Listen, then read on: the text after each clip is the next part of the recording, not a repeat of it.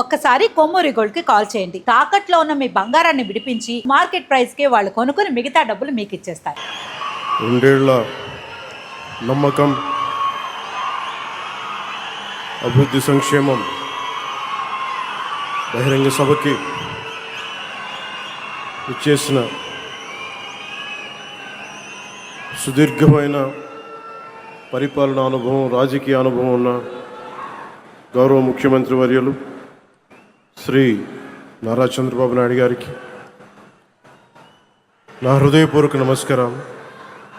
గౌరవ కేంద్ర పౌర విమానయాన శాఖ మంత్రివర్యులు శ్రీ కింజారపు రామ్మోహన్ నాయుడు గారికి నా హృదయపూర్వక నమస్కారం.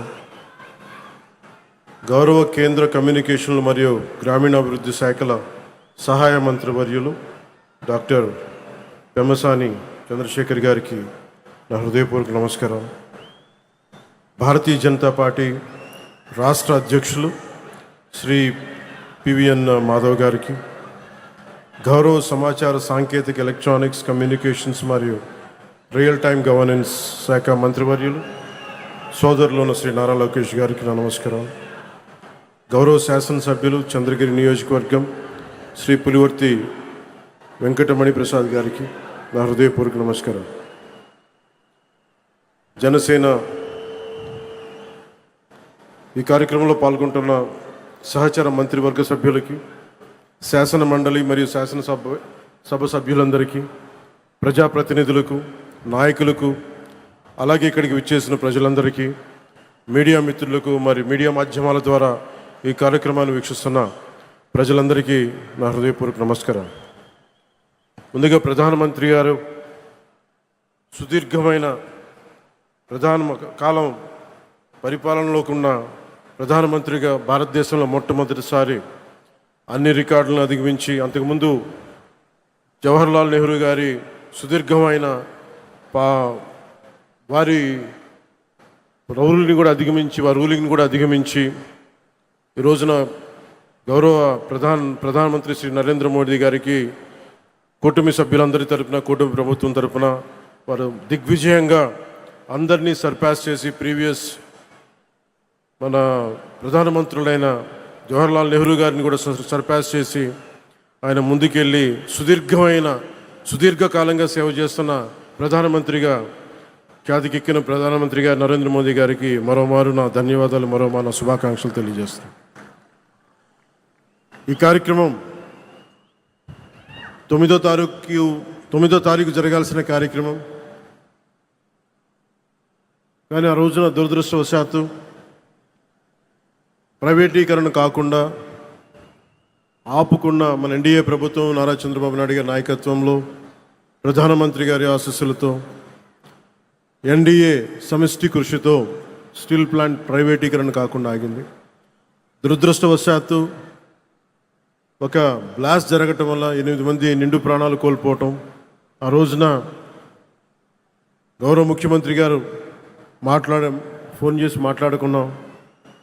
ప్రాణాలు కోల్పోయిన ఈ సందర్భంలో, ఈ దుర్ఘటన జరిగిన సందర్భంలో మనం ఈ విజయోత్సవ సభ బాగున్నదని చెప్పి పెద్ద మనసుతోటి ఆ రోజు గౌరవ ముఖ్యమంత్రి నారా చంద్రబాబు నాయుడు గారు దాన్ని పోస్ట్పోన్ చేసి ఈ రోజుకు పెట్టారు.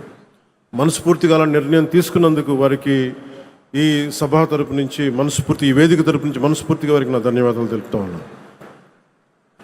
ప్రజాస్వామ్యంలో అంతిమ న్యాయ నిర్ణేతలు ప్రజలు తమ తీర్పు ద్వారా దేశం కానీ రాష్ట్రం కానీ ఎటువైపు నడవాలో నిర్ణయిస్తారు. అటువంటి ప్రజలు బలంగా మాట్లాడినప్పుడు అది కేవలం ఒక రాజకీయ నిర్ణయం కాదు, ఒక సందేశం, ఒక హెచ్చరిక, ఒక దిశానిర్దేశం అవుతుంది. 2024లో ప్రజలు ఒక రాజకీయ సంస్కృతిని తిరస్కరించారు, భయాన్ని తిరస్కరించారు, అహంకారాన్ని తిరస్కరించారు, అధికారమే అంత అన్న భావజాలాన్ని తిరస్కరించారు. ప్రజాస్వామ్యంలో ప్రజల కంటే ఎవరు పెద్దవారు కాదని మరోసారి గుర్తు చేశారు. అందుకే 2024లో చేసినట్టు కొన్నిసార్లు ప్రజలు కేవలం ఓటు వేసి వదిలిపెట్టరు, చరిత్ర రాస్తారు. 2024లో ఆంధ్రప్రదేశ్ ప్రజలు చేసింది అదే. ఆ తీర్పు ఈ రాష్ట్రానికి మళ్ళీ ఆశనిచ్చింది. ఆంధ్రప్రదేశ్ సమాజానికి మళ్ళీ ఆత్మవిశ్వాసాన్ని ఇచ్చింది. ఒక తరం భవిష్యత్తుని మళ్ళీ నమ్మకాన్ని కల్పించింది. ప్రజలు మౌనంగా కనిపించిన అవసరం వచ్చినప్పుడు చరిత్రని మార్చగలరని మరోమారు నిరూపించిన సందర్భం అది. 2 ఏళ్ల క్రితం మీరిచ్చింది కేవలం అధికారం కాదు, ఒక బాధ్యత.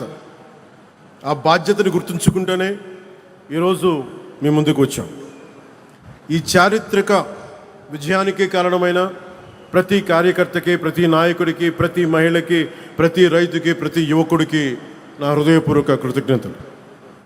ఈ విజయం కేవలం తెలుగుదేశం పార్టీదో, భారతీయ జనతా పార్టీదో, జనసేన పార్టీదో కాదు, ప్రజల విజయం ఇది. ఇది అహంకారం విధ్వంసంపై ప్రజాస్వామ్యం సాధించిన విజయం. ఈ కూటమి ఆంధ్రప్రదేశ్ పునర్నిర్మాణం కోసం ఏర్పడిన కూటమి.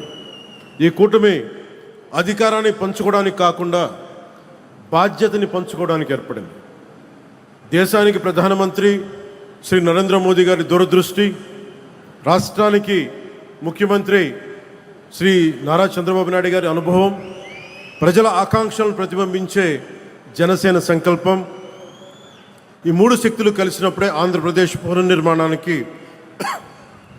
బలమైన పునాది ఏర్పడింది.